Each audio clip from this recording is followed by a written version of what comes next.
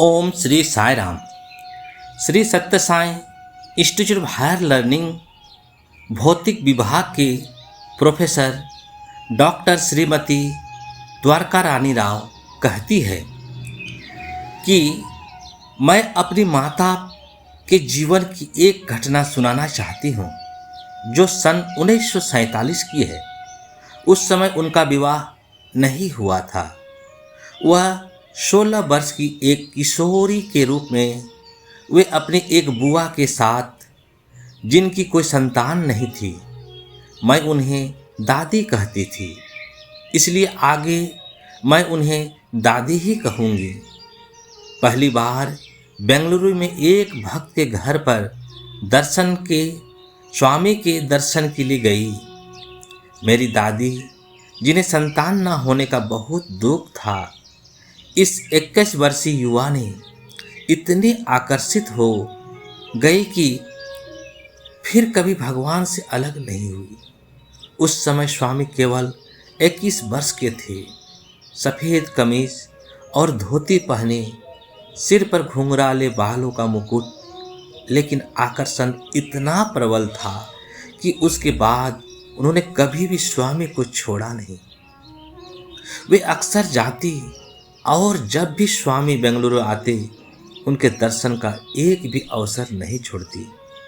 एक बार ऐसा हुआ कि मेरी दादी के मन में पुट्टपर्ती जाने की तीव्र इच्छा हुई। काफ़ी समय से स्वामी बेंगलुरु नहीं आए थे, इसलिए उन्होंने मेरी माँ से कहा, चलो हम पुट्टपर्ती चलकर स्वामी का दर्शन करें। वे मेरे दादा से अनुमति लेने गई, जो स्वामी के प्रति अधिक श्रद्धावान नहीं थे।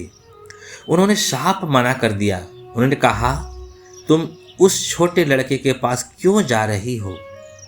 उसमें क्या है? फिर उन्हें निराश ना करने के लिए बोले, हम अपने कुल देवता नंजनगुड़ चलेंगे, जो मैसूर के पास है, और वहाँ भगवान नंजनडूगेश्वर के दर्शन करेंगे। मन में उदासी लिए उन्होंने कहा, ठीक है, कम से कम नंजुंडेश्वर के दर्शन कर आएंगी। और वे बस स्टैंड के लिए निकल पड़ी। वे मैसूर की बस का इंतजार कर रही थी। तभी उन्होंने देखा कि एक पेनुकुंडा जाने वाली बस उन्हें हॉर्न दे रही है।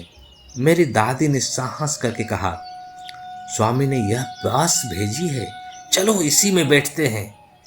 और वे पेनुकोंडा के बस में सवार हो गई।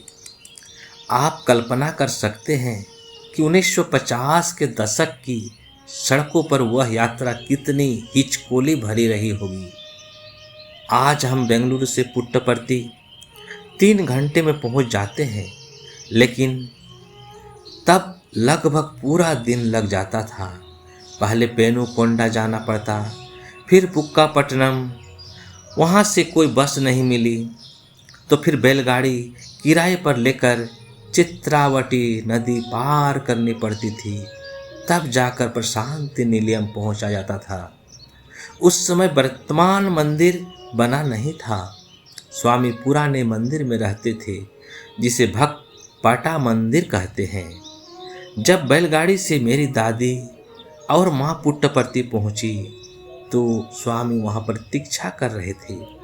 उन्होंने कहा, आओ आओ, क्या तुम नंजनगुड़ के लिए आए हो? आओ, भगवान नंजुटेश्वर के दर्शन करो। और फिर उन्होंने अपने चरण आगे बढ़ाए ताकि वे पाद नमस्कार कर सके। वे स्तब्ध रह गई।